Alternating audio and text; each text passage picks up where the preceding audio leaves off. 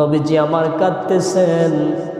এমন সময় ওমর রাদিয়াল্লাহু তাআলা আনহু আসলেন। এসে দেখলেন নবীজি কাঁদতেছেন।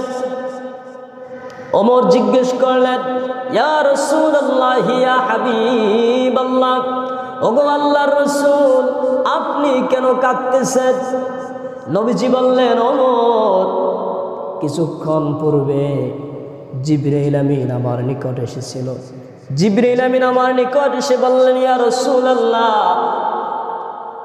আল্লাহ পাক রব্বুল আলামিন বলেছেন, তার যে সকল বান্দারা ইসলামে থেকে আল্লাহর উপর ঈমান এনে, তার রাসূলদের উপর ঈমান এনে নিজেদের দাড়ি চুলগুলো পাকিয়ে ফেলেছে এবং মৃত্যুবরণ করেছে, আল্লাহ পাক রব্বুল আলামিন কিয়ামতের দিন তাদেরকে শাস্তি দিতে লজ্জা পাবেন।